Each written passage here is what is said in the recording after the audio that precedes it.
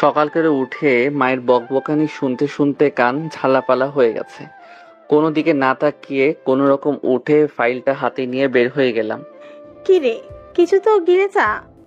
তোমার খাবার তুমি গিলো, আমার গিলার আর দরকার নেই। ধুর বাল, রোজ রোজ আর এসব ভালো লাগে না, মেজাজটাই খারাপ করে দেয়। নীল নিজেই বক বক করতে করতে রুম থেকে বের হয়ে যায় চাকরির ইন্টারভিউ দেওয়ার উদ্দেশ্যে। বাসা থেকে বের হয়ে সামনের মোড়টা ঘুরেই চায়ের দোকানে বসে। কি গো বেটা, আজকে এই পোশাকে? মামা, আপনি যেমন চা বেচে সংসার চালাচ্ছেন, বউয়ের হাতে মাইর খাচ্ছেন, বকা খাচ্ছেন, এমন ভাবে তো আমাকেও সংসার চালাতে হবে। এজন্য চাকরি খুঁজতে বের হইছি। এক মিনিট, এক মিনিট, আমি মায়ের খেয়ে তুমি জানলে কিভাবে? এমন পুরুষ দেখাও যে বউয়ের হাতে বকা মাইর খায় না।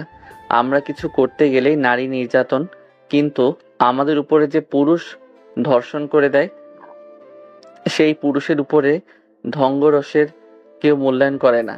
ওই যে বলে না, জাহাজে জাহাজে ধঙ্গস্য। তা বেটা, ঠিক কথা কইছিস তো। তা লাল চা দিব নাকি দুধ চা? তুমি চিনি বাদে একটা কড়া করে দাও তো, জীবনটাই কড়া করে ফেলি। কড়াবিহীন জীবন ভালো লাগে না। আচ্ছা, দিতেছি। এরপর নীল ওখানে কিছুক্ষণ চা খেয়ে তার ইন্টারভিউ দেওয়ার নির্দিষ্ট স্থানের উদ্দেশ্যে রওনা দেয় একটা রিক্সা নিয়ে। মামা 50 টাকা দাও। আহা গো, আমার গায়ে গোয়ালের বাসুর গো, 20 টাকার ভাড়া 50 টাকা চায়। না না, কোনোদিনই সম্ভব না 50 টাকা।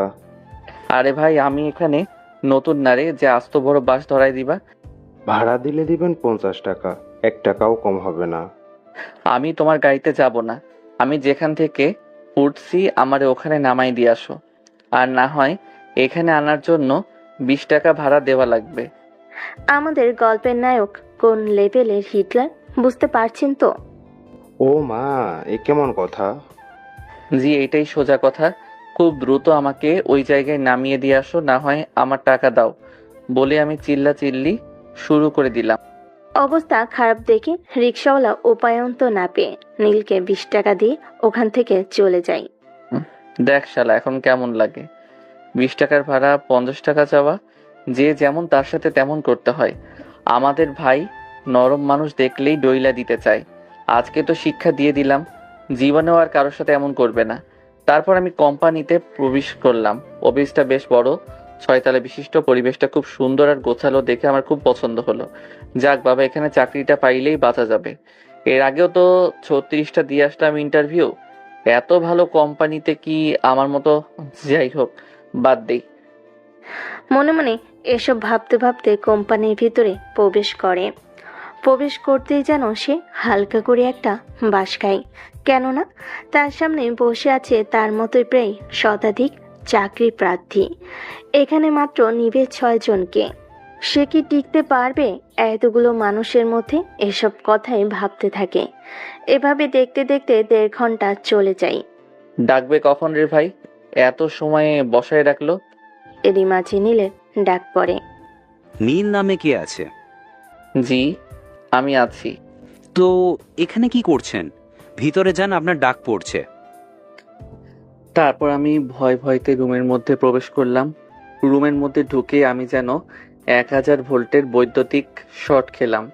আমার সামনে আমার চিরচেনা এক্স বসে আছে। ও আমার দিকে তাকাতেই, কিরে, তুই এখানে কি করিস?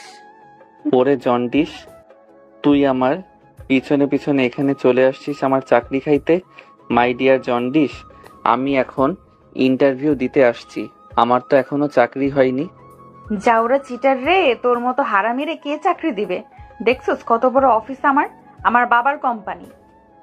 আরে চিটার রে, তুই না বলতি ক্যাম্পাসে থাকাকালীন তোর বাবা বাদাম বিক্রি করে? তোর মতো লোভী ফকিন্নি না রে আমি বলি আমার বাপের এত এত জিনিস আছে, আর জিনিসের লোভে আমাকে ভালোবাসিস, তা হবে না রে ছোট লোক। Same to you. আহারে নির্লজ্জ বেহায়া ছোট লোক মার্কা জন্ডিস, তুই ভাবলি কি করে তোরে এই আটা ময়দা মাখা বাদরের লেজের মতো সাদা ফকফকা চুল এইরকম একটা জঘন্য মার্কা মেয়ের সাথে আমি তাও টাকার জন্য। এরা কখনো সম্ভব, কখনো না। তুই আগের মতো এখনো জাউরা আছিস রে। তুই ভাবলি কি করে তোর মতো ছোট লোক রে? তোর সাথে আমার কথা হবে আই টু আই কন্টাক্ট। আশেপাশে 2টা লোককে বের হতে পারো। ওরা বের হবে কেন? যা বললাম তাই করো, কাজ আছে। আপনি একটু বাইরে যান তো, তারপরে দেখতেছি। যারার কথাই আশেপাশে সবাই বাইরে চলে যায়। কথাটা শুনে ইন্টারভিউ রুমে সবাই বাইরে চলে যায়। বাইরে গিয়ে বলতে থাকে নিজেদের মধ্যে। শফিক সাহেব, ওই ছেলেটার কত বড় সাহস, ম্যামের সাথে এইভাবে কথা বললো। কথা বলা দেখে বুঝলেন না তার সাথে ম্যাডামের সামথিং সামথিং? কথাটা একেবারে ভুল বলেননি। হ্যাঁ, অবশ্য তা ঠিক। ওইদিকে সবাই বাইরে যেতেই এখন তোকে আর গ্রহণ করার কোনো জায়গা নেই। অযথা উল্টাপাল্টা কথা কবি তো থাপ্পড় খাবি। দোস্ত, গার্লফ্রেন্ড, বউ, এক্স গার্লফ্রেন্ড, যাই বলিস ভাই, তোর হাতে 2টা জড়াই ধরি। আমার এই চাকরিটা দে ভাই, আমার চাকরিটা খুব প্রয়োজন। এত সময় যে মানুষের মধ্যে পটর পটর করছিলি, সেটার কি হবে? বাইরের মানুষের কাছে আমার একটা প্রেস্টিজ আছে না? তুই তো আমার বেস্ট ফ্রেন্ড একটা সময়, তারপরে কেমনে কি গার্লফ্রেন্ড এটা ওইটা হলো, তা না হয় বাদই দিলাম।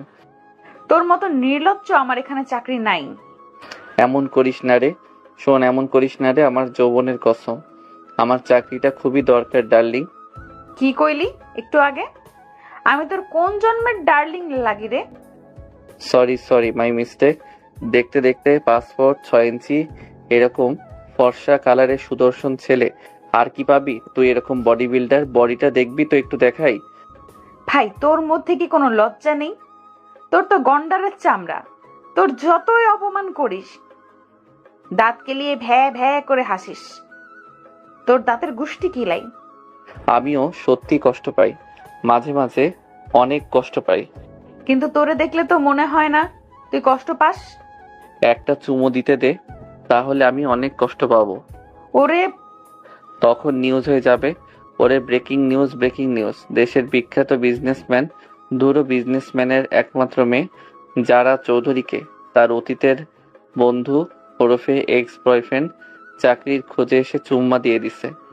ফাজিল ছেলে, যাবি এখান থেকে। তোর বাড়িতে মা বোন নাই? তোকে কি শিক্ষা দিচ্ছে বেয়াদব? মা বোন বাপ তো শিক্ষা দিয়ে পারে নাই, এখন একটা বউয়ের অপেক্ষায় আছি। এই পশ্চিম দিকে ফিরা করিতেছি, বউ আসলে তার শিক্ষাতে ঠিক শিক্ষিত হয়ে যাব। তুই এখানে ফাজলামো করতে আসিস না, ইন্টারভিউ দিতে আসছিস। যেদিন আমাকে ছেড়ে, সরি, আমি তো তোরে ছেড়ে গেছিলাম, সেদিন থেকে ফাইজলামও ছেড়ে দিছি। তবে একটা চাকরির দরকার। এই দেখ আমার সিভি। যত যাই বলিস, আমাদের এখানে তোর চাকরি নাই। তাহলে কি আমাকে দক্ষিণ দিকে ফিরে চলে যেতে বলতেছো সোনা? খবরদার সোনা নামে বলবি না, একদম তোর মুখ দিয়ে যেন না বের হয়। তাই নাকি? কথাটা বলেই সিভি আমি ওর দিকে ছুঁড়ে মারলাম। তারপর দিলাম এক দৌড়ে সোজা অফিস থেকে বের হয়ে গেলাম। সিভির ওইগুলো ফটোকপি করা আমার, তাই ওইগুলো ওখানে রেখে আসলে আমার আহামরি সমস্যা হবে না। জানি চাকরিটা হবে না, এত জায়গায় ঘুরলাম, একটা চাকরি পাইলাম না। আর আমার চিরচেনা শত্রু আমাকে চাকরি দিবে। ওর সাথে কি অন্যায় করেছি আমি? ও এত নিষেধ করার পরও ওকে ছেড়ে চলে গেছি, তারপরে চাকরি ওর কাছে চাইলেও আমাকে দিবে ও? তা কখনো সম্ভব না। জানি না ওর সাথে আর কখনো দেখা হবে কিনা, তবে যেটুকু সময় দেখা হলো ইচ্ছে করে ফাইজলামও করতেছিলাম। তারপরে নীল ওখান থেকে সোজা তার বন্ধুদের আড্ডায় চলে যায়। এই দেখ দেখ, সবাই আবারও আজকে কোটটাই পরে আসতে। শালারা ফাজলামও করবি না? তা ময়না পাখি, আজকে কত জায়গায় ঘুরলা একটা চাকরির জন্য? আরে একটা অফিসে গেছিলাম, ভাবছিলাম যে এই জায়গায় চাকরি হলে বেশ ভালোই হতো। গিয়ে দেখি যারা বসে আছে, ওইটা নাকি ওর বাপের অফিস। সে এখন এমডি পদে দেখাশোনা করতেছে। শিওর রে, এটা হবে না? ওই মায়ের ক্যাম্পাসে দেখলে তো মনে হতো না এত বড় লোক ফ্যামিলির মেয়ে। সবসময় গরিব ফকিরনিদের মতো চলাফেরা করতো। আসলে কথায় আছে না, যার আছে সে কখনো দাম নেয় না, আর যার নেই সে ফুটানিতে মাটিতে পা ফেলায় না। কথাটা আজকে বাস্তবে প্রমাণ পেলাম। আহারে, আমার বন্ধু কোটিপতি হওয়ার জন্য একটু দূর থেকে চলে আসলো। আর যদি ওই মেয়েকে বিয়ে করতে, তাহলে কি চাকরি খোঁজা লাগতো? ও যদি আজকেও আমাকে অফার করে তাও বিয়ে করবা না। আমি বল এই লাইনটা বুঝতে পারলাম না, যেই যারাকে তুই সেকেন্ডে সেকেন্ডে মিস করতে, উঠতে যারা বসতে যারা সব জায়গায় যারা যারা, যে যারার জন্য তুই অন্য কোনো মেয়ের সাথে কখনো কথা বলিস নি, লাস্ট এমন কি ঘটলো যে তুই একেবারে ওকে ছেড়ে দিলি জোর করে? কিছু কিছু সত্য না প্রকাশে সুন্দর বন্ধু। এই চাকরি বালের পিছনে আর কত ঘুরবি বলতে পারিস?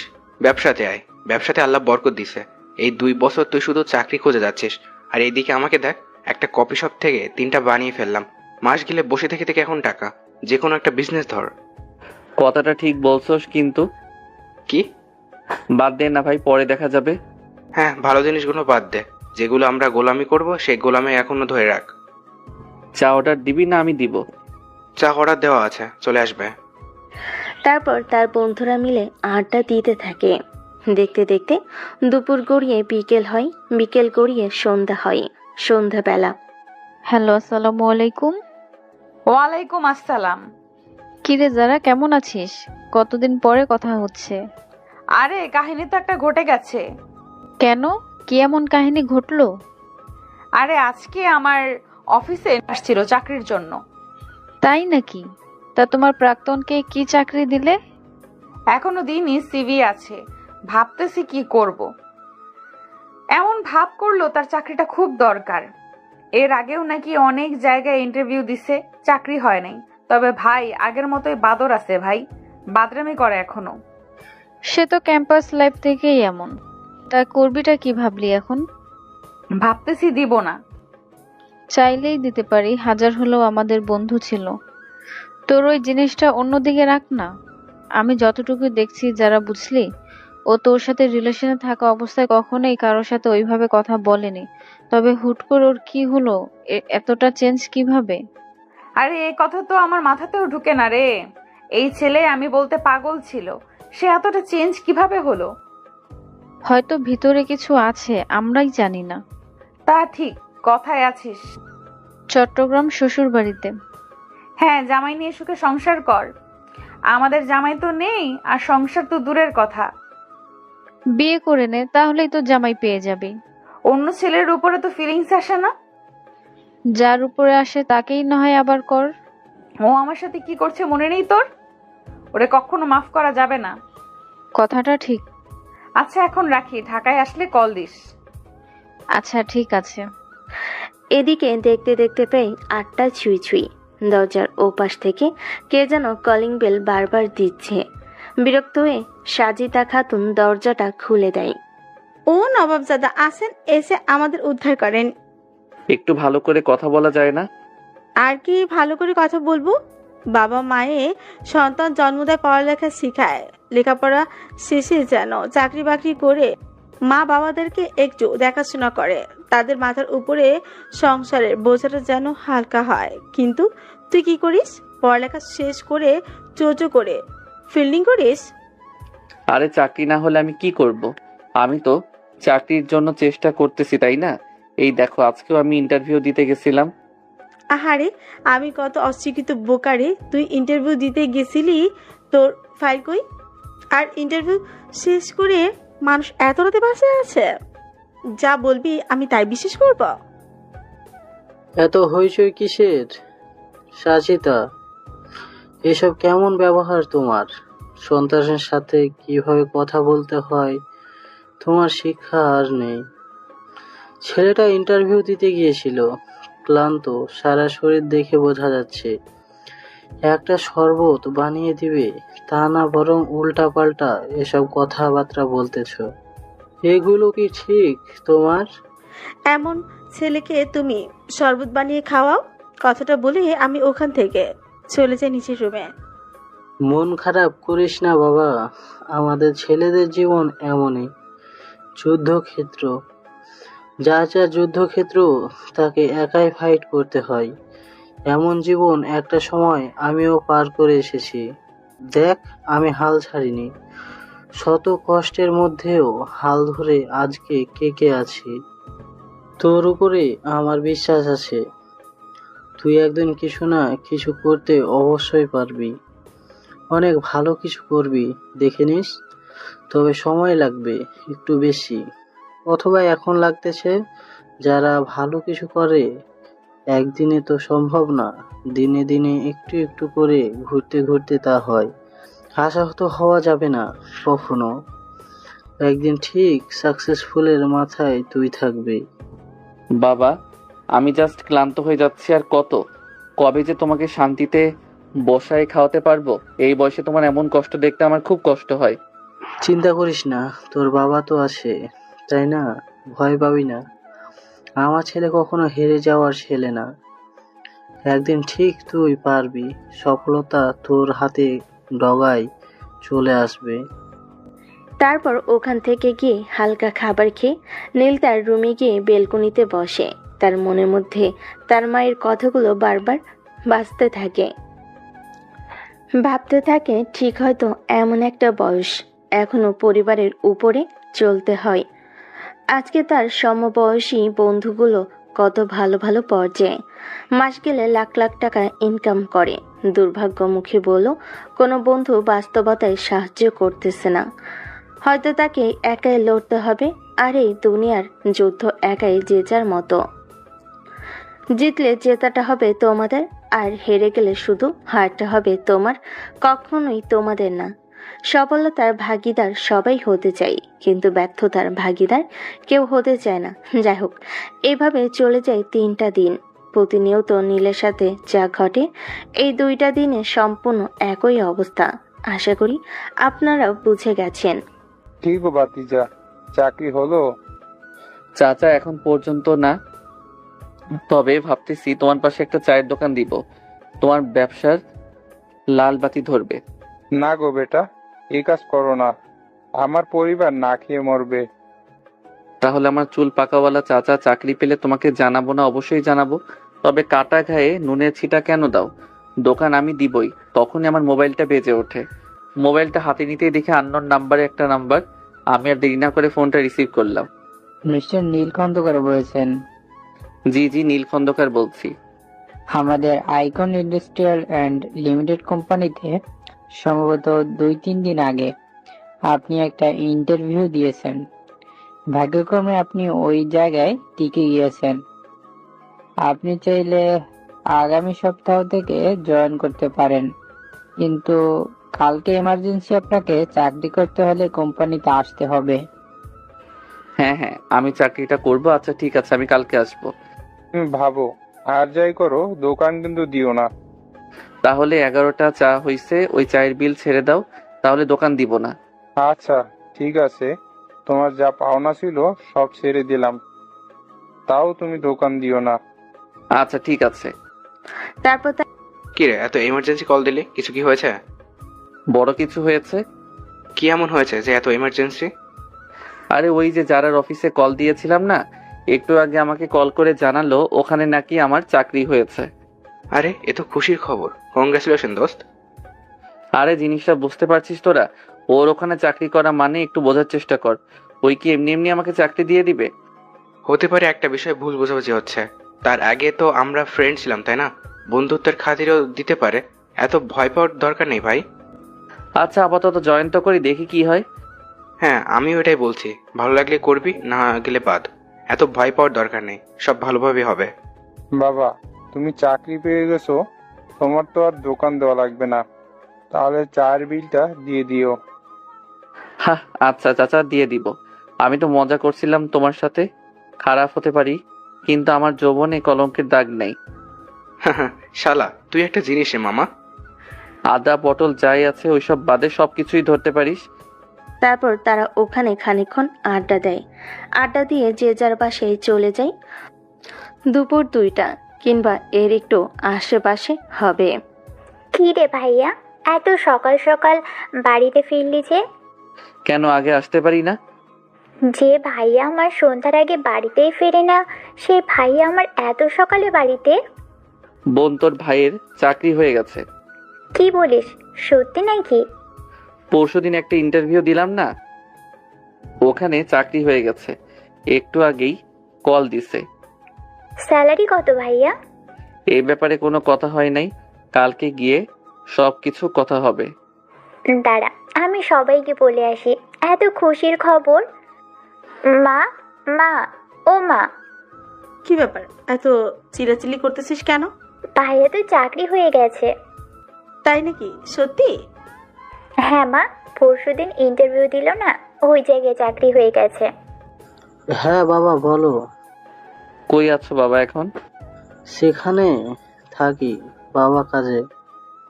আজকে থেকে তোমার আর কোনো কাজ করা লাগবে না। একই কথা, আমি কাজ না করলে পরিবার চলবে কিভাবে? বাবা আমার চাকরি হয়ে গেছে। কথাটা বলে নীল হাউমা করে কান্না করে ওঠে। এদিকে তার বাবা কান্না করে দেয়। আজকে কান্নার দিন না বাবা, আজকে খুশির দিন। আমি জানতাম একটা সময় আমার ছেলে পারবে। আজকে আমার থেকে খুশি আর কেউ নেই এই পৃথিবীতে। সবাইকে মিষ্টি খাওয়াতে হবে, তো দাঁড়া আমি এক্ষুনি মিষ্টি আনছি। আচ্ছা আস্তে আস্তে আসো, তাড়াহুড়ো করে না, দেখে শুনে আসবে। গাড়ি ঘোড়া। আচ্ছা বাবা, তুই চিন্তা করিস না। নীল, কই তুই? নীল বাবা আমার। হ্যাঁ মা বলো।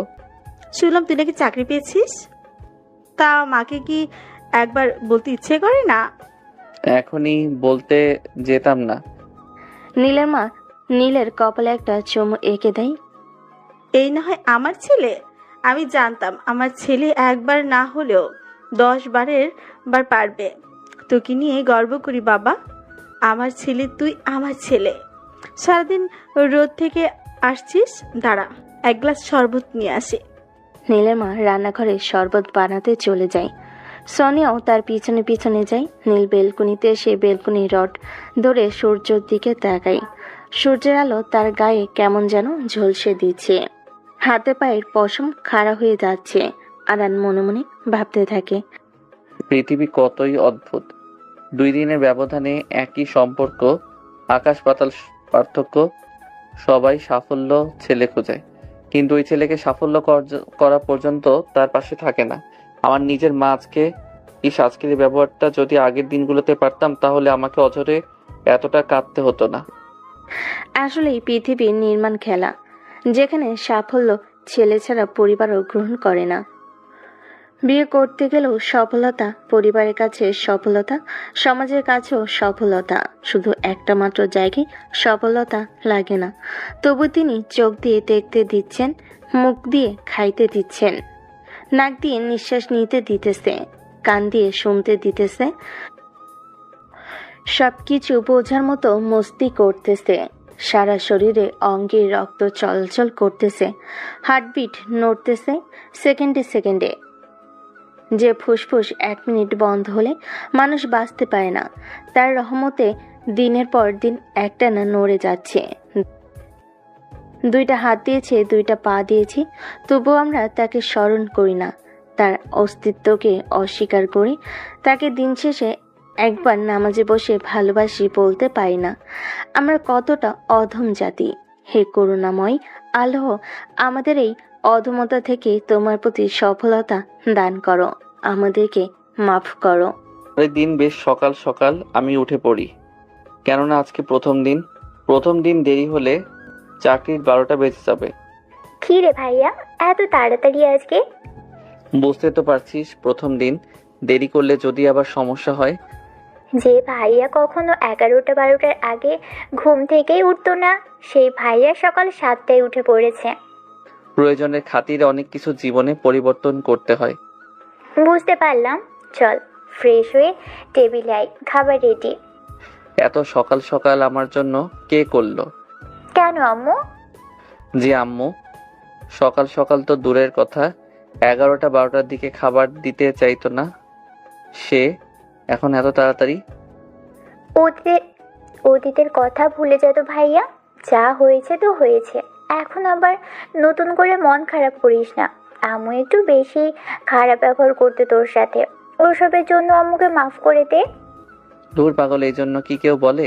আমি কিচ্ছু মনে করিনি, হাজার হলেও তো আমার মা, তাই না? আমায় না, বল আমাদের। আচ্ছা বাবা, তোর কথাই ঠিক হলো। তারপর আমি সোনিয়ার সাথে গল্প করতে করতে খাবার টেবিলে বসে খাবার খেতে বসলাম। তখন কোথা থেকে দেখলাম আব্বু আম্মু আসলো। এসে আমার প্লেটে এইটা ওইটা বেড়ে দিতে লাগলো। আমি কোনো কথা না বলে চুপচাপ খেতে থাকলাম। আসলেই ভালোবাসা পেতে হলে আমাদের ছেলেদের টাকার কোনো বিকল্প নেই, টাকা আমাদের লাগবেই। ও আমার পরিচয়, এখনো তো তা হলো না। ইতিমধ্যে আপনারা বুঝে গেছেন আমি আমার ছোট্ট একটা বোন, মা, এই নিয়ে সংসার।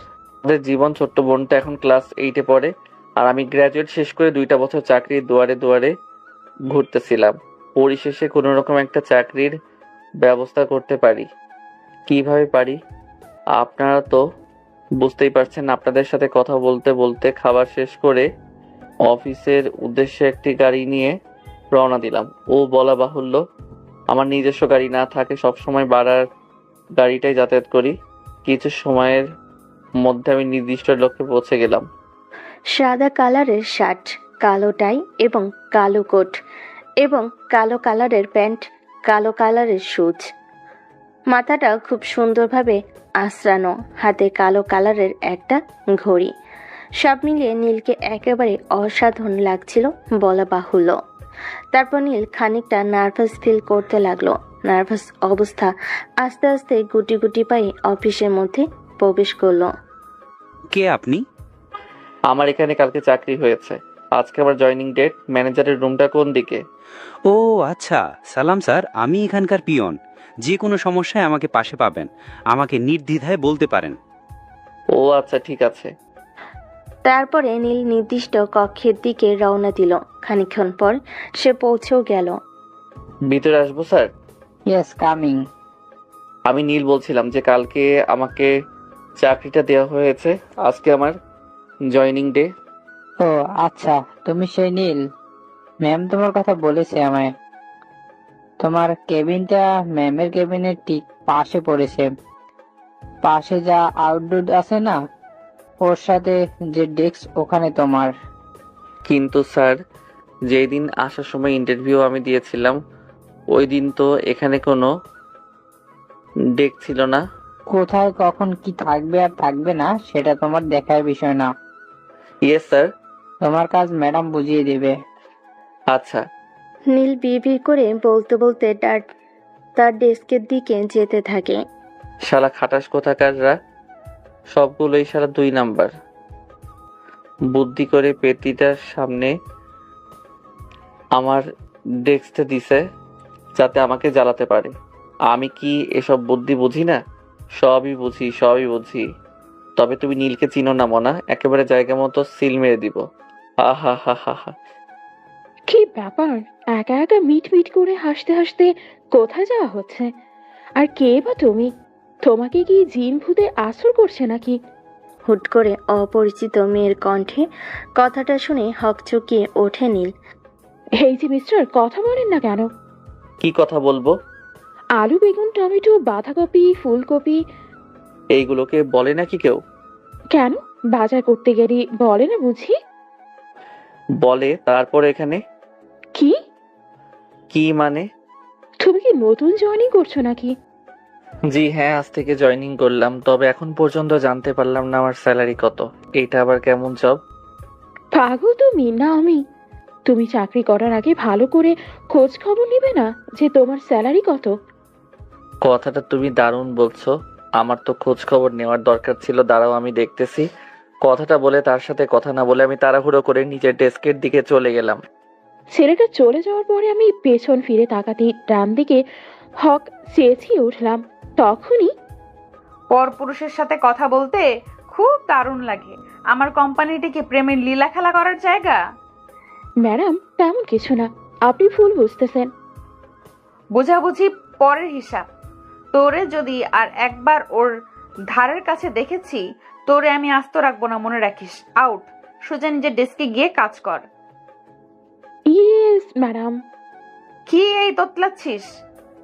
এখান থেকে যাবি সোজা ডেস্কে। তারপরে পরশু দিনের ফাইলগুলো সব কমপ্লিট করবি। 2 ঘন্টার মধ্যে কেবিনে ফাইল চাই আমার। আচ্ছা ম্যাডাম, ঠিক আছে। গো। এরপর আর কোনো কথা না বলে কাঠি তার কাজে চলে যায়, আর যারা গিয়ে তার ডেস্কে বসে। এভাবে চলে যায় কিছুক্ষণ। আপনি নীল না? স্যার, বড় ম্যাডাম আপনাকে ডাকছে। কেন? আমি কি করে বলবো কেন?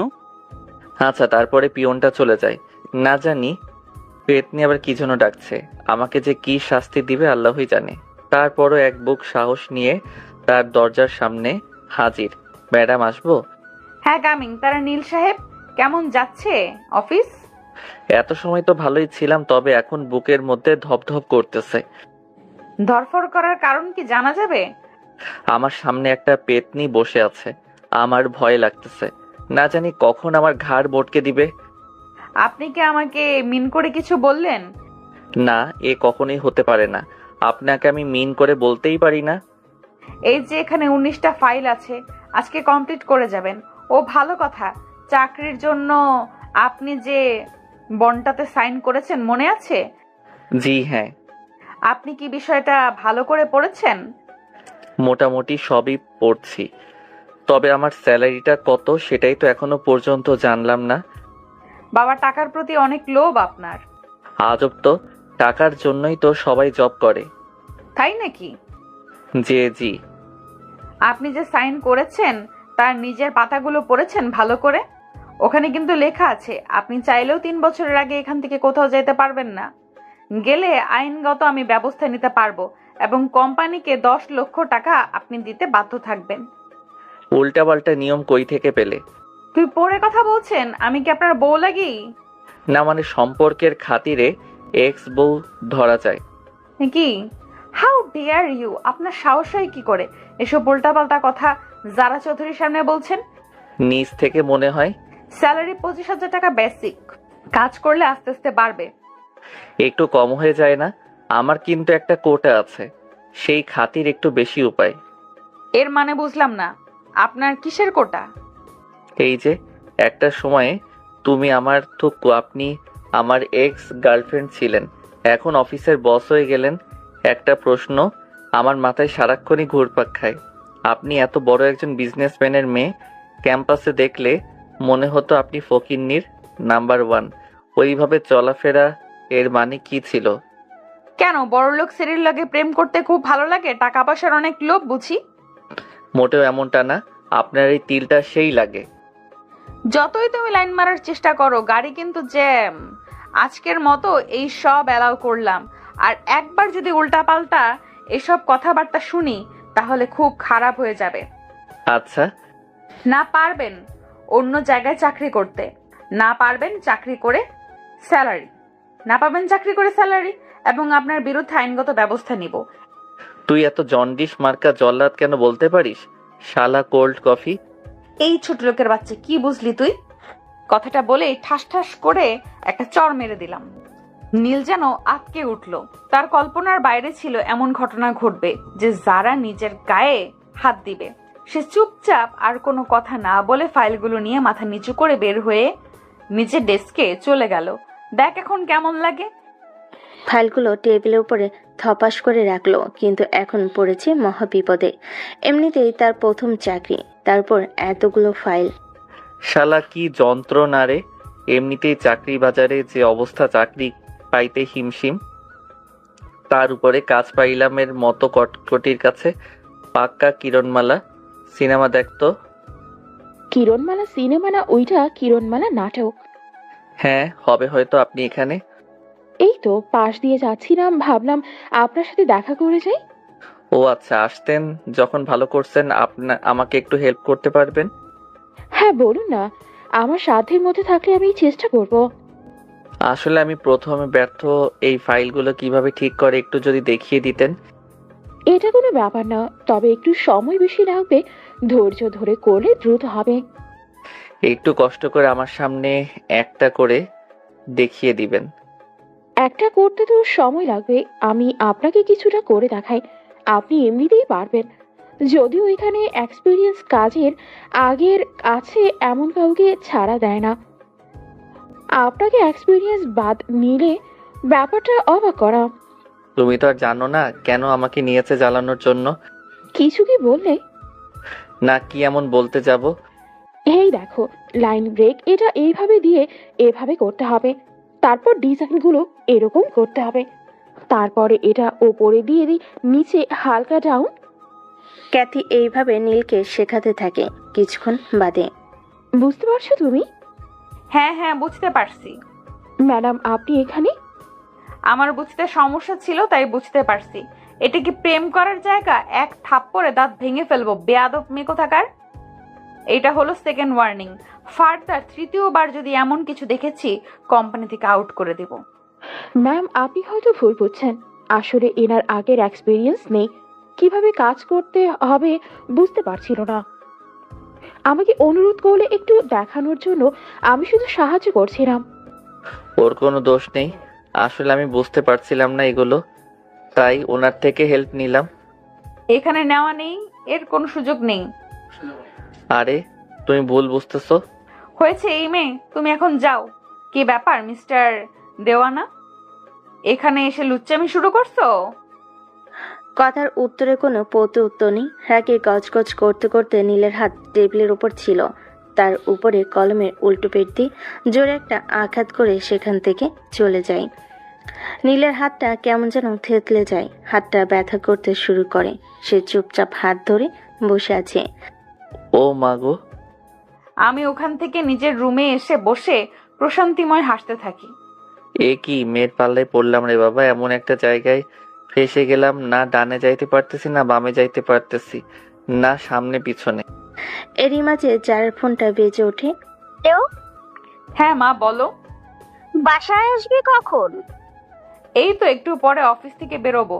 আব্বুর কি অবস্থা? সে তো ওখানে বসেই আছে, শরীরের অবস্থা আগে থেকে মোটামুটি ভালো। বাবাকে দাও তো। এই নাও, তোমার মেয়ের কথা বলবে। হ্যাঁ মা বল, অফিসের সব ঠিকঠাক আছে? হ্যাঁ, সবকিছু ঠিকঠাক ভাবে গুছিয়ে রাখছি। তুমি কবে ভালো হবে বলো তো? অফিসের এই প্যারা, এত সব দেখাশোনা আমার জন্য কষ্ট হয়ে যাচ্ছে। কিছু করার নেই মা, আমি যতদিন সুস্থ না হচ্ছি ততদিন তোকেই দেখতে হবে। এখনকার মানুষের উপর বিশ্বাস নেই, বুঝিসই তো। তা অবশ্য ঠিক। তাহলে ফোনটা রাখো, একটু পরে বের হওয়ার সময় কল দিচ্ছি। এভাবে দেখতে দেখতে দুপুর পেরিয়ে বিকেল। ম্যাডাম ডাকছেন। দ্রুত ওই নতুন যে জয়েন করেছে না নীল নামে, তার থেকে ফাইলগুলো নিয়ে এসো। 1 মিনিট, তাকেই দিয়ে যেতে বলো। আচ্ছা ম্যাডাম। তারপর আমি ম্যাডামের ওখান থেকে গিয়ে নীল স্যারের কাছে গিয়ে বললাম, স্যার আসবো? হ্যাঁ বলো। ম্যাডাম সমস্ত ফাইল নিয়ে আপনাকে তার ক্যাবিনে যেতে বলল। আচ্ছা ঠিক আছে। নীলের একটা হাত পুরো ব্যথাতে অবস্থা খারাপ। কোনোভাবে ফাইলগুলো ধরে যারা কেবিনে পৌঁছায়। কি ব্যাপার, মাত্র 6টা ফাইল কেন? বাকিগুলো কোথায়? আসলে আমার হাতের অবস্থা ভালো না, তাই দ্রুত কাজ করতে পারিনি। বাকি ফাইলগুলো কালকে দিব। কখনোই সম্ভব না, রাত্রে ডকুমেন্টস গুলো সাবমিট করতে হবে। কোনো ফাঁকিবাজি আমার অফিসে চলবে না। সবার ছুটি হয়ে গেলেও তুমি থাকবে। কাজ শেষ করে রাত 10টা বাজুক 1টা বাজুক তাতে আমার যায় আসে না। কাজ শেষ করে বাসায় যাবে। যারা করুণভাবে নীল যারাকে ডাকলো।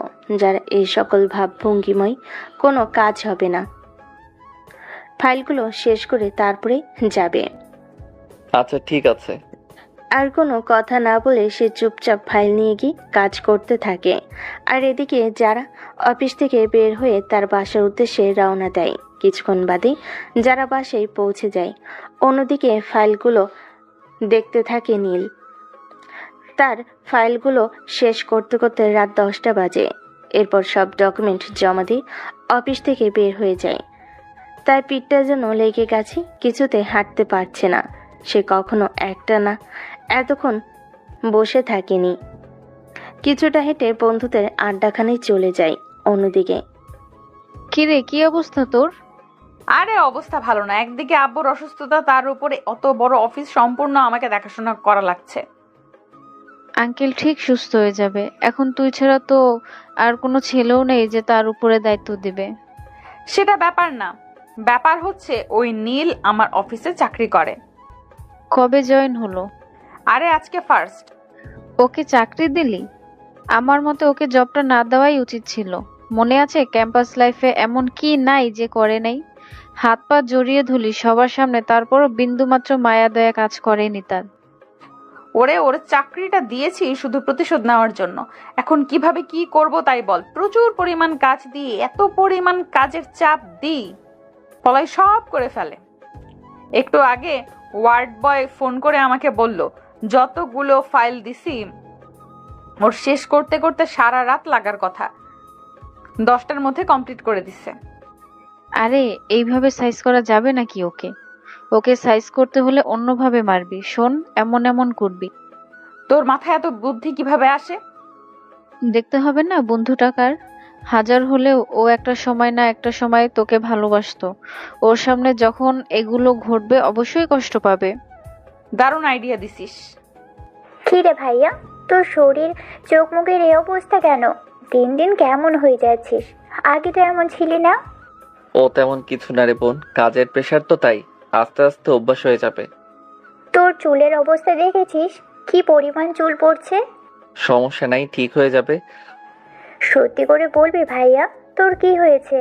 কাজের চাপে কখনো কারো চুল পড়ে না, চোখের নিচে কালো দাগ না হয় মানলাম ঘুমের জন্য, কিন্তু ওরে আমার পিচ্চি বোন, তোর ভাইয়ের কিচ্ছু হয়নি।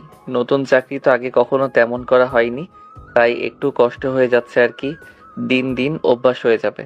আচ্ছা থাক, আমার অফিসের দেরি হয়ে যাচ্ছে। আমিও স্কুলে যাব, যাওয়ার সময় আমাকে নামিয়ে দিয়ে যা। আচ্ছা চলো, যাওয়ার সময় তোকে নামিয়ে দিয়ে যাচ্ছি। আচ্ছা। তারপর নীল সিদ্ধার্থকে তার স্কুলে নামিয়ে দিয়ে সে তার অফিসে চলে যায়। অফিসে ঢুকতে গেটে ক্যাথির সাথে দেখা। কারোর জন্য কি ওয়েট করছিলে? হ্যাঁ। ও আচ্ছা, তাহলে আমি যাই। ওয়েট করা মানুষ তো চলে আসছে। এই যে আপনি। ও মা, এ কি কথা? কিন্তু কেন? ম্যাডাম তো আপনার সাথে আমাকে দেখলে তেরে বেগুনে জ্বলে ওঠে। আসলে আগামী সপ্তাহে আমার ভাইয়ের বিয়ে। এই নেন কার্ড, আশা করবো অবশ্যই আপনি আসবেন। হ্যাঁ অবশ্যই যাব, কেন যাব না? তো চলুন এবার ভেতরে যাওয়া যাক। ওকে চলুন। এক মিনিট আপনি আগে যান, আমি পরে আসতেছি। একসাথে ঢুকলে সমস্যা হবে। আরে ভয় পাওয়ার দরকার নেই, যারা ম্যাডাম এখনো আসে নাই, আসতে এখনো তো দেরি আছে আপু। আপু? হ্যাঁ, কেন? না মানে আপনি তো আমার বোনই লাগেন, দেখতে আমার বোনের মতো একদম, মাশাআল্লাহ। আচ্ছা ভেতরে যাওয়া যাক। তারপর তারা দুজনে ভেতরে চলে যায়। এরপর এভাবে ঘন্টা দুয়েক চলে যায়। যে যার কেবিনে বসে কাজ করতে লেগে গেছে। প্রতিটা মানুষের জন্য আলাদা নির্দিষ্ট ডেস্ক বসানো, যে যার ডেস্কে বসে কাজ করতেছে। এভাবে আরো 2 ঘন্টা চলে যায়। ম্যাডাম আপনাকে ডাকছে। কখন আসছে উনি? এই ঘন্টা খানেক আগে। আচ্ছা আপনি যান, আমি আসতেছি একটু পর। তারপর আমি আর দেরি না করে যারা কেবিনের সামনে গিয়ে দরজায় যেই নক দিব, ওপাশ থেকে জোরে জোরে কণ্ঠ ভেসে আসতে লাগলো। বেবি, কালকে রাতটা সেই ছিল, তুমি 3 বার ফেললে। এখন যদি বাচ্চা এসে যায়। উফ, দারুণ ছিল।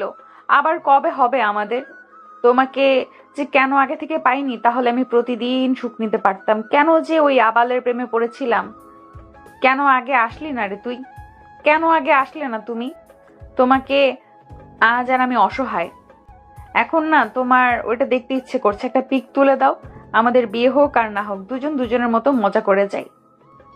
কতগুলো শুনে নীলের মাথায় যেন আগুন ধরে যায়। সে জোরে দরজা এক ধাক্কা দিয়ে ভিতরে ঢুকে, তারপর তার সামনে থাকা চেয়ারটা উপরে তুলে ছুঁড়ে মারে। কাছের জানালে লেগে চুরমার করে কাজগুলো ভেঙে যায় আর বলতে থাকে, বেয়াদবের বাচ্চা, তোরে আমি পবিত্র ভাবতাম। তুই ছেলে, আমার পবিত্র ভালোবাসা। কখনো তোর হাতটা ধরে আমি অপবিত্র করিনি।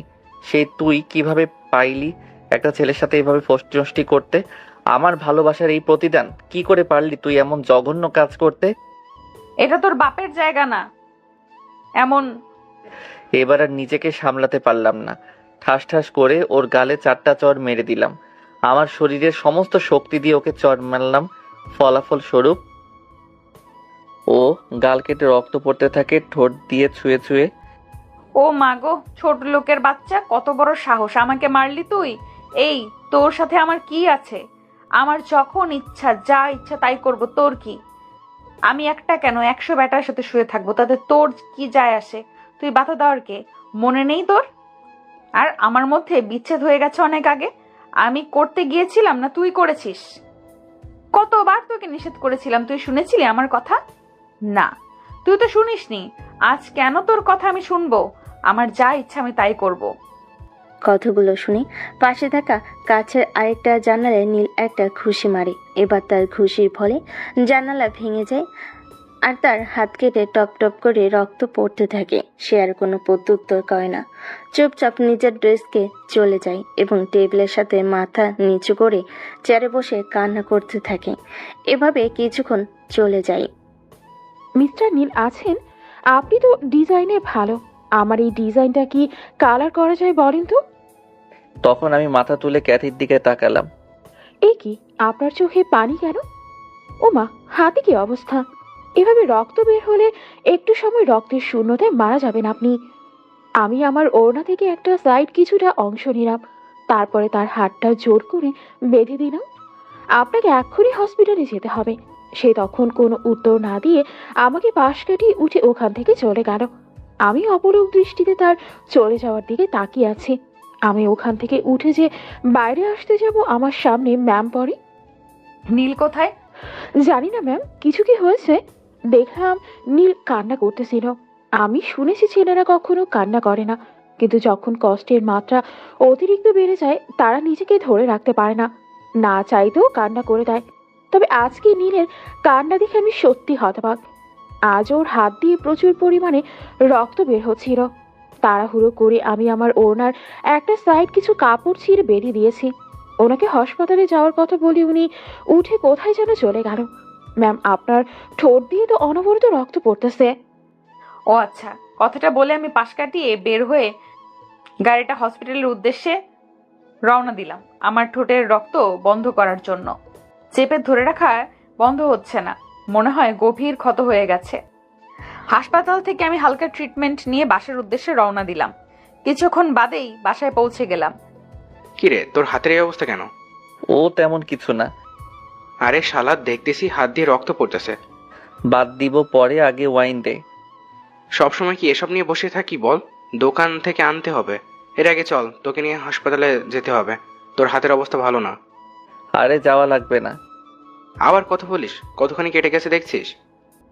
আমি জানি জাকারিয়ার কথার সাথে আমি পারবো না, তাই আর কোনো প্রত্যুত্তর না দিয়ে তার সাথে হাসপাতালে গেলাম। হাসপাতাল থেকে হাতে 2টা সেলাই দিয়ে ব্যান্ডেজ করে দিল। সেলাই করতে যত না ব্যথা করছে তার থেকে বেশি তীব্র যন্ত্রণা যেন আমার বুকের মধ্যে চলতেছে। ভালোবাসার পরিণাম কি এমনই ব্যথা? তারপর জাকারিয়া তার সাথে করে নিয়ে আমাকে বাসায় পৌঁছে দেয়। চিন্তা করিস না, সব ঠিক হয়ে যাবে। আর শোন, ওষুধগুলো ঠিক মতো খাইস। না থাক, তোকে বললে কাজ হবে না। আন্টি বা তোর বোনকে বলেই যায়। কলিং বেল বাজা। আর আমি খেয়ে নিব, সমস্যা নেই। বুঝলাম না তো, তোকে এমন দেখাচ্ছে কেন? কোনো কারণে কি তুই খুব টেনশনে আছিস? তোর মুখের ফেসটা কেমন বদলে গেছে। তোকে বাজাতে হবে না, আমি বাজাচ্ছি। তারপরে আমি কলিং বেল বাজালাম। কলিং বেল দিতে কিছুক্ষণ পর দরজাটা খুলে যায়। কিরে ভাই, তোর কি অবস্থা? এমন অবস্থা কিভাবে হলো? হাতে ব্যান্ডেজ কেন? ও তেমন কিছু না, ছোট্ট একটা অ্যাক্সিডেন্ট। তাই বলে এতখানি ব্যান্ডেজ?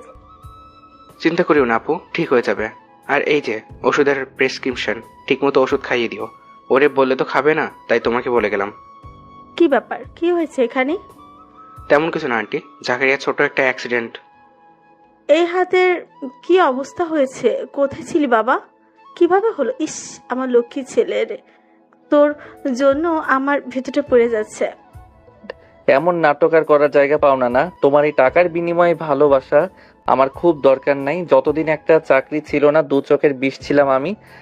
আর এখন যেই চাকরি হয়েছে আমার জন্য তোমার ভিতর পুড়ে যাচ্ছে। আমি লক্ষ্মী ছেলে, আরো কত কি লজ্জা করে না তোমার? তোমারে দেখলে আমার মেজাজটা খারাপ হয়ে যায়। বেয়াদব কোথাকার। আন্টির সাথে কিরকম ব্যবহার করছিস? এই থামবি তুই? কি থামবো বল? কি বাল থামবো বল? এই থামতে থামতে জীবনটা আমার থেমে গেল। কথাটা বলে রাগ করে আমি উপরে চলে আসলাম। আন্টি, আপনি কিছু মনে করবেন না। আসলে ওর মন মেজাজ ভালো নেই, তার উপর একটা অ্যাক্সিডেন্ট। সব মিলে ও ডিপ্রেশন থেকে কি বলছে তার ঠিক নাই। না বাবা, আমি কিছু মনে করিনি। তারপর আমি ওখান থেকে চলে আসলাম। তারপরে বাসার দিকে রওনা দিলাম। জাকারিয়া চলে যায় তার বাসায়। এদিকে সিদ্রাতুল তার মাকে সান্ত্বনা দেওয়ার ট্রাই করতেছে। তার ছেলের এমন কথাগুলো যেন কিছুতেই হজম করতে পারছে না। তখনই কি হয়েছে রে, তোর মার এত মন খারাপ কেন? সিদ্রাতুল সবকিছু তার আব্বুকে খুলে বলে। ঠিকই তো আছে, কেন ছেলেপিলের আরেকটু সময় দেওয়া যায় না? সারা জীবন শুধু খোটার উপরে রাখবা? কাজ শেষ বয়সে তোমাকে মধুর মধুর কথা বলবে, তুমি আশা করো কিভাবে? লজ্জা করে না? ভাগ্য ভালো আমাদের ছেলেটা ভালো, আর একটু সময় দিতে তুমি তুমি কি ভুলে গেছো প্রতিনিয়ত ওর সাথে কি ব্যবহার করছো? যে ব্যবহার করে সে ভুলে গেলেও যার সাথে ব্যবহারটা হয় সে কখনো ভোলে না। তাই কথাবার্তা বললে হিসাব করে বলা উচিত। তুমি এখন আমাকে কথা শোনাচ্ছ? এই বাসায় আমার শান্তি কোথায়? আমি না থাকলেই হয়তো ভালো হতো। তারপর নীলের মাতা নিজের রুমে চলে যায় কান্না করতে করতে। অন্যদিকে বাবা বাবা কোথায় তুমি? ওপরে মা, কি হয়েছে? আমাদের কোম্পানির একটা এমপ্লয়ের আজ। সেটা পরে বলি, আগে বল তোর ঠোঁট কেন কাটলো আর মুখে কেমন ফোলা ফোলা লাগছে, কি হয়েছে মা তোর? বাড়ির বাইরে থেকে চিৎকার করতে করতে ভেতরে আসলি, কি হয়েছে বলবি তো?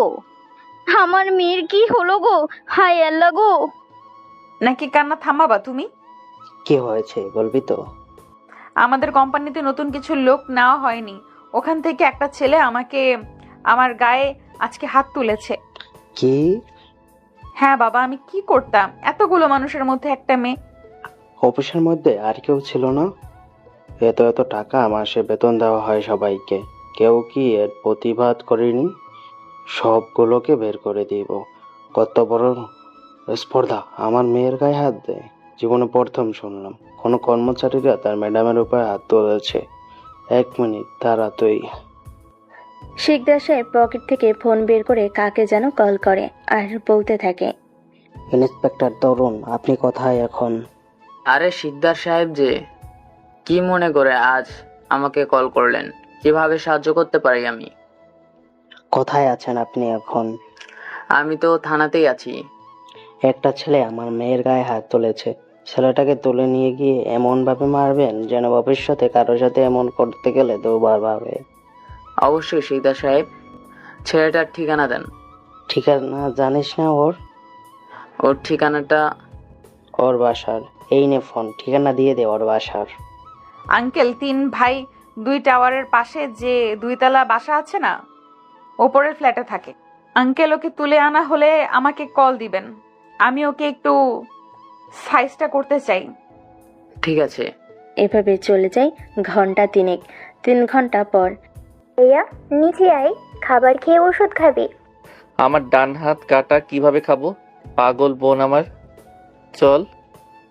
ভাইয়া শোন, আম্মুই না তখনকার ব্যবহারের জন্য অনেক কষ্ট পাইছে। তুই আম্মুকে একটু সরি বলে দিস। তখনই ব্যবহার করে আমারও মনের মধ্যে কেমন যেন করতেছিল। দেখি নিচেই তো চাল। তারপরে নীল আর তার বোন নিচে যেতেই দেখে তার মা বাবা প্লেটে খাবার বাড়তেছে। তখন নীল তার মায়ের কাছে গিয়ে 2টা হাত নিজের হাত দিয়ে জড়িয়ে ধরে বলতে থাকে, আম্মু, তখন আমার মন মেজাজ ভালো ছিল না, রাগের মাথায় কি থেকে কি বলে ফেলছি আমি নিজেই জানি না। আমাকে মাফ করে দাও আম্মু, এমন ব্যবহার আমিও চেষ্টা করব নেক্সট টাইমে না হয়।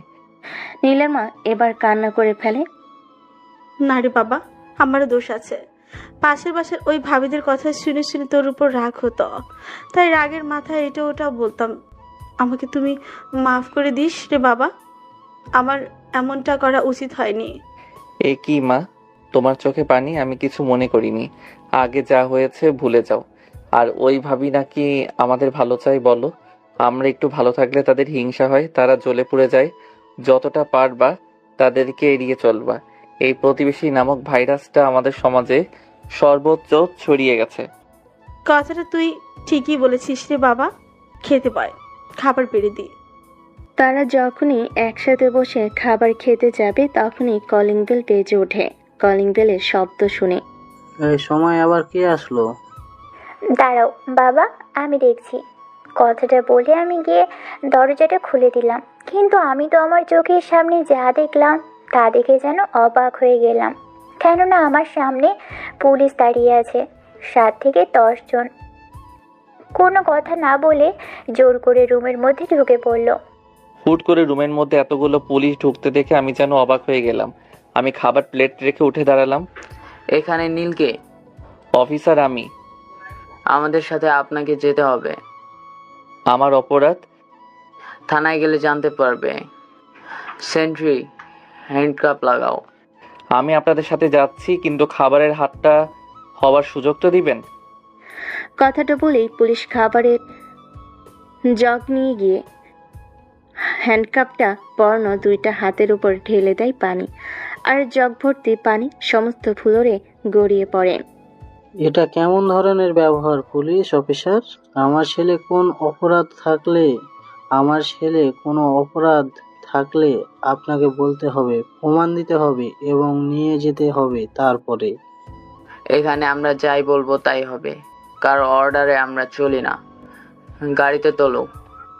পুলিশগুলো নীলকে জোর করে ধরে টানা হেঁচড়া করে গাড়িতে তুলতে থাকে। নীলের মা বোন কিছুতেই যেন তার ভাইকে যেতে দিবে না, তারও এই দিক থেকে চাপটে ধরে আছে, কিন্তু এতগুলো পুলিশের সাথে পারে না।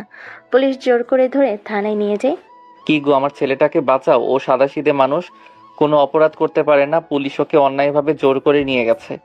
আমার ছেলের উপরে বিশ্বাস এতটুকু আমার আছে, সে কোনো অন্যায় করতে পারে না, কিন্তু কি জন্য নিয়ে গেল সেটাই তো বুঝতে পারলাম না। কি এমন অপরাধ করেছে সে? বাবা, তুমি তাড়াতাড়ি উকিল ধরো আর কাউন্সিলরকে চাচাকে নিয়ে থানায় যাও, না হয় ওরা ভাইয়ের সাথে খারাপ কিছু করবে। এমনিতেই ওর হাতে এত বড় একটা অ্যাক্সিডেন্ট হয়েছে। কথাটা ভালো বলেছিস মা। তখনই কলিং বেল যেন বেজে ওঠে। জি, কে বলছেন? পুলিশ ম্যাডাম, আমরা তো ছোট লোককে ধরে এনেছি। পিটাতে থাকেন, আসতেছি। আচ্ছা, কিন্তু চিন্তা করেন না, টাকা পয়সা যা লাগে পেয়ে যাবেন, যত চান ততই পাবেন। তাহলে তো ম্যাডাম আর কোনো কথাই নেই, রাখি। কুত্তার বাচ্চা, তোর কত বড় সাহস, তুই আমার গায়ে হাত দিস এত মানুষের সামনে? আজকে তোর মজা বোঝাবো। অন্যদিকে, কি ব্যাপার অফিসার, অন্যায়ভাবে আমাকে আটকে কেন রাখছেন? সোনা পাখি, পানিটা খেয়ে নেই, তারপর আসতেছি। তোমাকে গরম ডিম দেওয়া হবে। কত বড় সাহস, চৌধুরীর মেয়ের যারা চৌধুরীকে মারিস, তাও আবার একটা দুইটা না, চারটা থাপ্পড় এতগুলো মানুষের সামনে। আজ যদি তোকে 4টা গরম ডিম যদি আজকে না ভরে দিছি, তাহলে আমার নামও না রেখে আবার নাম রাখবো। ও তার মানে সবকিছু যারা করাচ্ছে, একটা মেয়ে আর কতটা নিচে নামতে পারে? ওর জন্য এমন কি নাই যে আমি করিনি? সে ছি।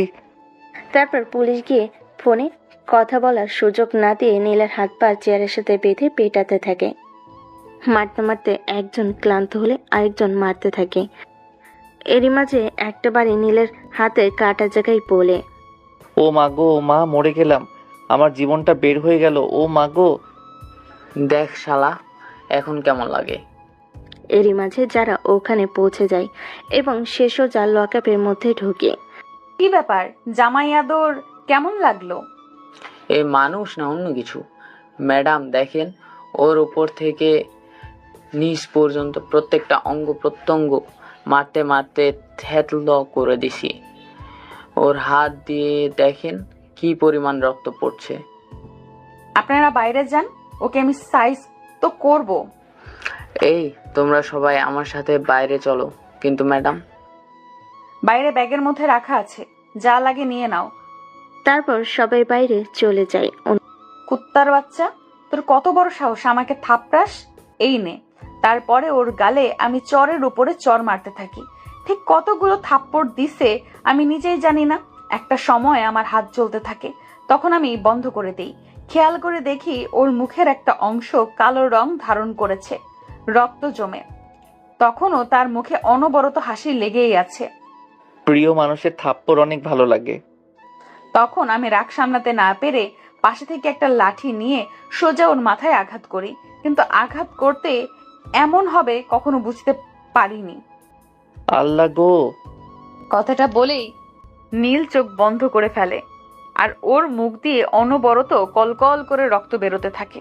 অবস্থা ভয় পাও দেখে তাড়াতাড়ি আমি পুলিশকে ডাকি। ম্যাডাম কি করছেন? মাথায় মেরেছেন কেন? জানেন না মাথায় মারলে ক্ষতি হওয়ার সম্ভাবনা থাকে বড়? এই জন্যই আমরা যখনই টর্চার করি, শরীরের অঙ্গ প্রত্যঙ্গ যে করি, মাথা সেন্সিটিভ, মাথায় মারলে যে কেউ মারা যেতে পারে। তাড়াতাড়ি একে হাসপাতাল নেওয়ার ব্যবস্থা করো। আমি পারবো না, আপনারা আজ ব্যবস্থা করেন। সেন্ট্রি, দ্রুত তাকে মিডফুট হসপিটালে পৌঁছে দাও। অ্যাম্বুলেন্সে দ্রুত, আর রক্ত ব্লিডিং বন্ধ করো। এমন রাগই তো দেখিনি। মাথাতে মারলো আর মুখ দিয়ে রক্ত বেরোচ্ছে কেন? মাথায় মারলে মাথায় বেরোবে, আজব ব্যাপার তো। আমি ভয়ে ওখান থেকে ব্যাগপত্র নিয়ে সোজা বাড়িতে চলে আসি। অন্যদিকে নীলকে নিয়ে হাসপাতালে পৌঁছে দেয় পুলিশ টিম। তখনই নীলের পরিবার সবাই পুলিশ থানাতে চলে আসে কমিশনারকে সাথে করে। দেখেন, বিষয়টা বুঝতে পেরেছি, এখানে একটু ভুল বোঝাবুঝি হয়েছে। আমার ছেলেকে আপনি ছেড়ে দেন। আমরা অবশ্যই তা করতে পারতাম, কিন্তু এই মুহূর্তে তার সম্ভব না। আসার সময় আমাদের গাড়িটা অ্যাক্সিডেন্ট হয়েছে। আপনার ছেলেকে মিডফোর্টে হাসপাতালে। কুত্তার বাচ্চা, তুই আমার ছেলেকে মেরে হাসপাতালে পাঠাইছোস? আমার ছেলের যদি কিছু হয় তোর শরীর আমি 5 টুকরো করব। তোর পরিবারে যে আছে তাদের দেহকে আমি 10 টুকরো করে কুকুর দিয়ে খাওয়াবো। আপনি কিন্তু বেশি বাড়াবাড়ি করছেন। আমরা না থাকলে আপনার ছেলে এত সময় মারা যেত। পুলিশ এবার কিছুটা ভয় পেয়ে যায়। তারপরে পুলিশ গড়গড় করে বলা শুরু করে, শেষ পর্যন্ত বলে দেয়। কতগুলো শুনে রাগেতে কাকরোষ ধারণ করে সবার শরীরে। সবাই দৌড়ে আগে হাসপাতালে আসে। অন্যদিকে, কিরে এই সময় কল এত রাতে? আমি না বুঝতে পারছি না কি করব। কেন, কি হয়েছে? চাইলে সবকিছু আমাকে শেয়ার করতে পারিস। আমি আর হেয়ালি না করে শুরু থেকে শেষ পর্যন্ত সবকিছু তাকে খুলে বলি। টাকা আর অহংকার তোকে কতটা নিচে নামাইছে ভাবতে পারছিস?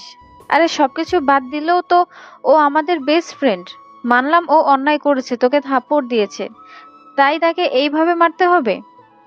তো এইসব কথাবার্তা ওর সামনে বলছিস? ও তো তোকে একটা সময় ভালোবাসতো। ও হয়তো বিষয়টা নিতে পারেনি, কষ্ট থেকে হয়তো এমনটা করেছে। খেয়াল করে দেখ, শেষে কিন্তু ও নিজের হাতে ও কাচের জানালায় ঘুষি দিয়েছে। তুই কিভাবে পারলি এমনটা করতে? দোস্ত, আমি না বুঝতে পারিনি, আমার ভুল হয়ে গেছে। আমার না অনেক কান্না চাপছে, কি করব আমি? দ্রুত হাসপাতালে যা, আমিও আসতেছি। মিডফোর্ট, তাই তো? তারপর তারা সবাই যে যার মতো হাসপাতালে যাওয়ার উদ্দেশ্যে রওনা দেয়। কিছুক্ষণ বাদে, ডক্টর ডক্টর, আমার ছেলে কোথায়? তারা দৌড়ে অপারেশন থিয়েটারের সামনে যায়। এরই মাঝে লাবণী আর যারা হাসপাতালে পৌঁছে যায় অপারেশন থিয়েটারের সামনে। নীলের বাবা আজ পর্যন্ত কিংবা কমিশনার আজ পর্যন্ত যারাকে না দেখায় তারা চিনতে পারেনি। যারা এবং লাবণী নীলের ফ্রেন্ড বলে দাবি করে। তারা ভাবে নীল এই অবস্থায় দেখে তাদের ফ্রেন্ডরা হয়তোবা দেখতে এসেছে। কিছুক্ষণের মধ্যেই অপারেশন থিয়েটার থেকে ডক্টর বের হয়। নীল নামে পেশেন্টের বাসার লোককে। স্যার, আমরা। আর যদি বয়সে আপনি আমার ছোট হতেন, আপনাকে আমি থাপ্পড় মারতাম। প্রথম কথা, এমন একটা ক্রিটিক্যাল রোগীকে আপনারা কিভাবে এমন টর্চার করতে পারেন? বুঝতে পারলাম না স্যার, একটু খুলে বলবেন? নীল আমার নিয়মিত পেশেন্ট। কিছুদিন পর এসে আমার কাছে চেক আপ করায়। আজ থেকে 2.5 বা 3 বছর আগে তার মাথায় নার্ভের পাশাপাশি টিউমার ধরা পড়ে। আস্তাগফিরুল্লাহ, আল্লাহ মাফ করুক। এই রোগ যেন আর কাউকে না দেয়। এমন জায়গায় টিউমার, এত ক্রিটিক্যাল অবস্থা যে আমরা তাকে ইমিডিয়েটলি বলি যে অপারেশন করতে হবে। খরচ লাগবে 15 লাখ। পেশেন্ট কোনোভাবেই অপারেশন করতে রাজি না, কেননা তার বাঁচার চান্স মাত্র 5%। সে বলতো এমনিতেই যে কয়দিন আছি এমনি এভাবে দুনিয়াটা দেখে যাই। আমরা খেয়াল করেছি ইদানিং তার মাথায় প্রচুর পরিমাণ চাপ পড়েছে এবং রাত্রে ঠিক মতো ঘুম হয় না এবং শরীরে বিভিন্ন অঙ্গে এমনভাবে মেরে থেতলে দিয়েছেন যে যা বলার আর অবকাশ থাকে না। আর বিশেষ করে একটা বাড়ি তার মাথায় পেছনের সাইডে লেগেছে, একবারে টিউমারের জায়গায় আঘাত হয়েছে। 24 ঘন্টার মধ্যে ইমিডিয়েটলি অপারেশন করা লাগবে। যদি বলেন আমার কাছে রোগীর বাঁচার চান্স কত, তাহলে আমি বলবো 99.99 বাঁচার চান্স নেই, শুধু 0.01% বাঁচার চান্স আছে। এখন কথা হচ্ছে এতদিন ওষুধের মাধ্যমে সে সারভাইভ করে গেছে। দ্রুত কাউন্টারের টাকা জোগাড় করুন, আমরা খুব দ্রুতই অপারেশন করব। বাকিটা আল্লাহর হাতে, তিনি চাইলে বাঁচবে আর না চাইলে আই এম সরি। না, কথাটা বলে অজ্ঞান হয়ে যায়। যারা ওখানে বসে নীরবে কাঁপতে থাকে। সে এত সময় বুঝে গেছে নীল কেন তাকে ছেড়ে গেছে। এতদিন পর তার প্রতি ভুল ধারণা, তার প্রতি রাঘব এখন যেন তাকে কুড়ে কুড়ে খাচ্ছে। যারা হাওমাও করে কাঁদতে কাঁদতে হাসপাতাল থেকে দৌড় দেয়। লাবণী তার পিছনে দৌড় দেয়। হাসপাতালের বাইরে এসে লাবণী যারাকে জাপটে ধরে। দোস্ত, এমন করিস না প্লিজ, একটু শান্ত হ, ভাবতে দে। আমি আমার নিজের হাতে কি করলাম রে? এই হাত আমি আর রাখবো না। তার পাশে ছোট্ট করে দেওয়াল ছিল। দেওয়ালের উপরে তেলা কাটা দিয়ে এমনভাবে জয়েন্ট করা যাতে কেউ ঢুকতে না পারে। ওই তেলো কাটার উপরে জোরে জোরে নিজের হাত মারতে থাকে। তার হাত দিয়ে অনবরত রক্ত পড়তে থাকে। সে নিজেকে আর কোনোভাবে সামলাতে পারে না। সেদিকে তার ভ্রুক্ষেপ নেই, তার মাথায় শুধু এখন নীল আর নীল। এর মধ্যে সময় চলতে থাকে। নীলের বাবা পাগলের মতো টাকা গোছাতে থাকে। তার শখের বাইকটা বিক্রি করে দেয় আর গ্রামে যে জমি জমা ছিল সব বিক্রি করে দেয়। সব কিছু মিলিয়ে 7 লক্ষ টাকার মতো। এখনো অনেক টাকা বাকি। অপারেশনে আর মাত্র 6 ঘন্টা বাকি। এখনো কাউন্টারে টাকা পরিশোধ হয়নি। সে কোনো রকম কাউন্টারে এসে, বাবা এই টাকাগুলো জমা নাও, অপারেশনের পরে বাকিগুলো দিব।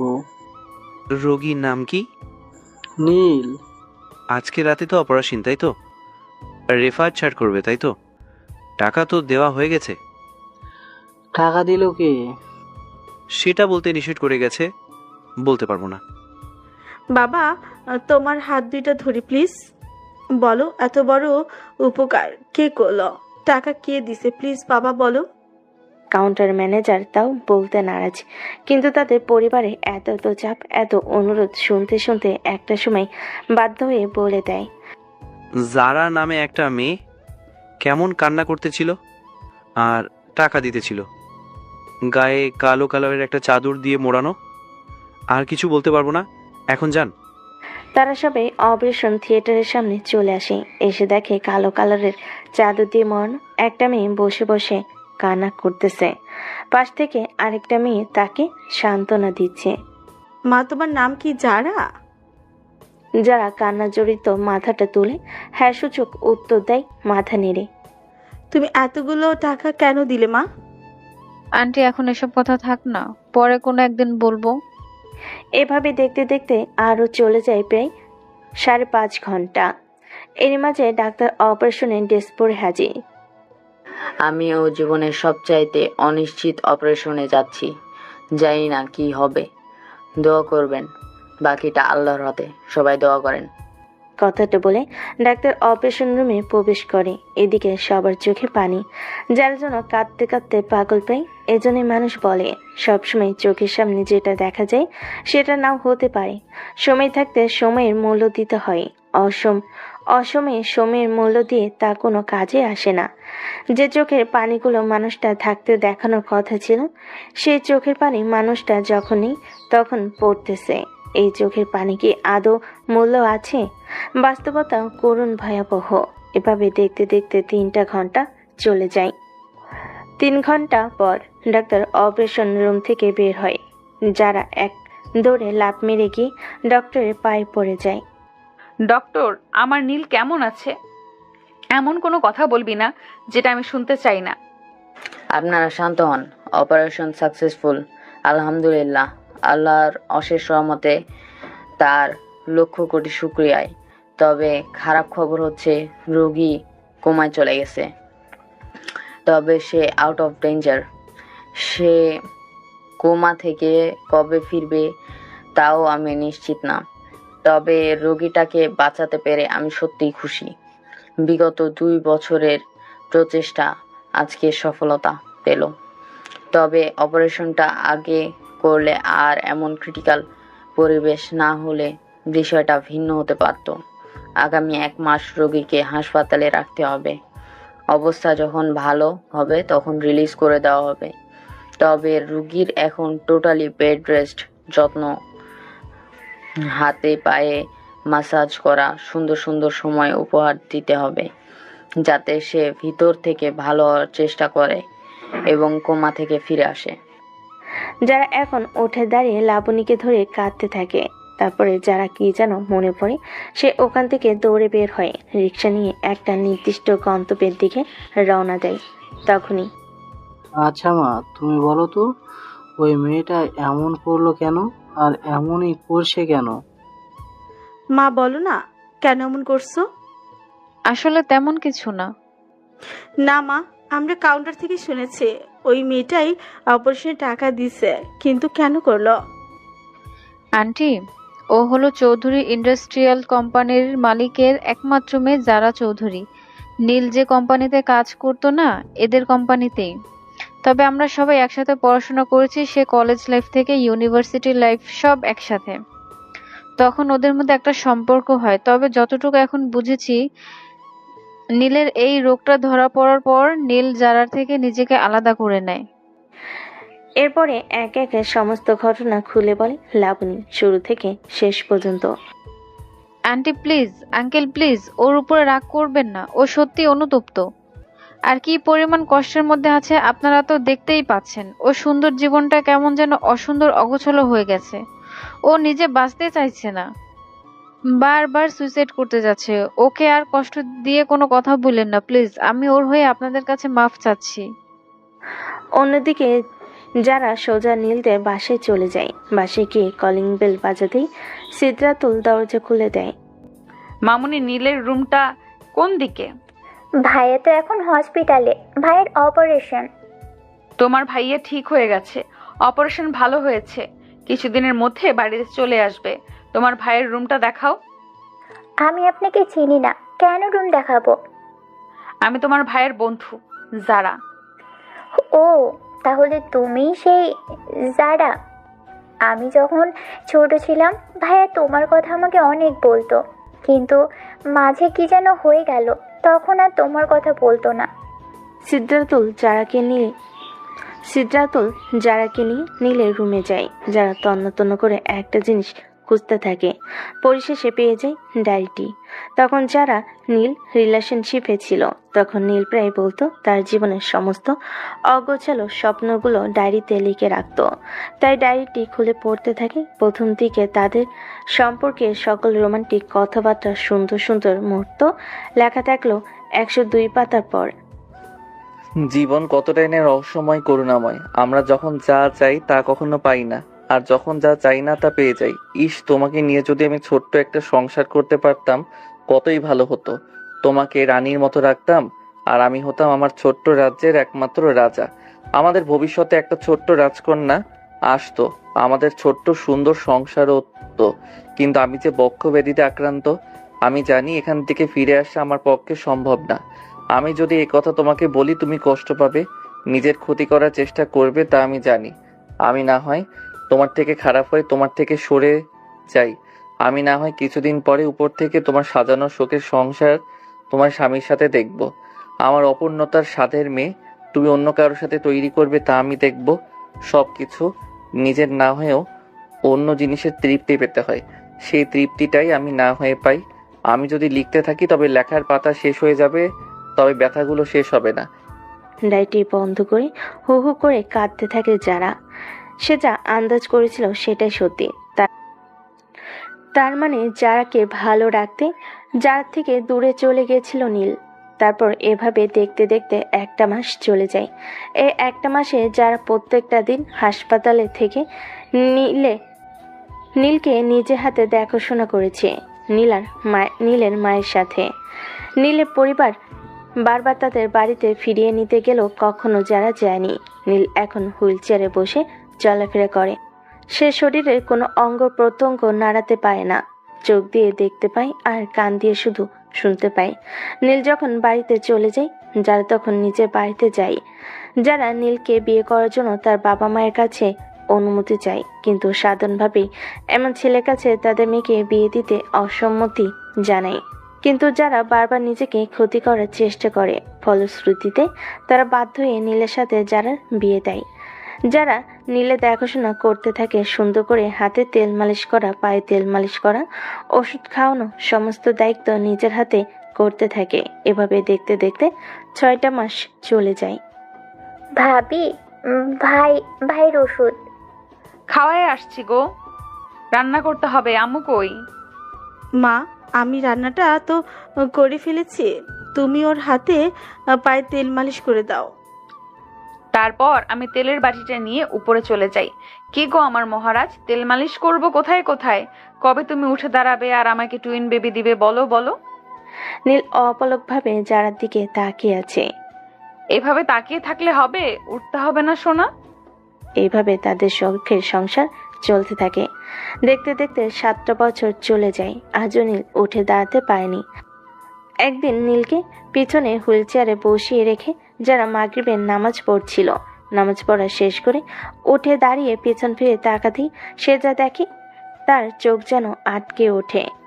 নীল বলেই আমার উপরে ঝাপটে পড়ি, ওর বুকে মাথা রেখে কান্না করে দেই হু হু করে। আসলে যারা যখন পিছনে ফিরছিল, তখনই নীল আস্তে আস্তে হুইল চেয়ার থেকে উঠে দাঁড়ায়। উঠে দাঁড়াতেই বাকিটুকু আপনারা তো জানেনি। কি ব্যাপার, কান্না করো কেন? এই 6টা বছরে মনে হয় 6 লক্ষ বারের উপরে আমার কাছ থেকে টুইন বেবি চাইছো। আজকে টুইন বেবি দিতে হবে না তোমাকে। আর তোমাকে ধন্যবাদ আমার অর্ধাঙ্গিনী। তোমার এই যত্নকে আর ভালোবাসা না পেলে হয়তো আমি এত দ্রুত কখনোই উঠে দাঁড়াতে পারতাম না। ভাবি, কি হলো? তুমি একা একা কার সাথে কথা বলো? ভাইয়া, মা, আপু, দেখো ভাইয়া উঠে দাঁড়িয়েছে। কথাটা শুনে সবাই দৌড়ে আসে। এসে দেখে সত্যি নীল উঠে দাঁড়িয়েছে। আস্তে আস্তে গুটি গুটি পায়ে হেঁটে এসে নীলের আব্বু আম্মুকে সালাম করে নিল আর বলতে থাকে, বাবা মা, এই দেখো আমি সুস্থ হয়ে গেছি। তোমাদের দোয়া বিফলে যায়নি। ধন্যবাদ মহান করুণাময় আল্লাহকে, যিনি আমাকে সুস্থ করলেন। এভাবে খুশি আনন্দ উৎসবে কিছুটা সময় চলে যায়। এরপর যে যার রুমে চলে যায় আর নীল আর যারা তাদের রুমে। কি ব্যাপার দুষ্টু রাজা, এইভাবে ভিলেন মার্কা তাকাচ্ছ কেন? আমার বিয়ে করে রেজিস্ট্রি করা দলিল করা দুষ্টু বউয়ের দিকে তাকাবো না তো কার দিকে তাকাবো? টুইন বেবি দিতে চাও নাকি? তা তো দিবই, কিন্তু তার আগে যে তোমাকে খাবো। লবণ আনছো তো? লবণ ছাড়া স্বাদ পাবে না। মিষ্টিতে কখনো লবণ লাগে না, মিষ্টি সবসময় মিষ্টি। তো আজকের মতো এখানেই পর্দাটা টাঙিয়ে দেই। কি ব্যাপার ভিউয়ার্সগণ, আমার বউকে খাওয়া দেখবেন নাকি? নির্লজ্জের মতো কান পেতে শুনতেছেন? যান, যার যার বউকে সেই খান।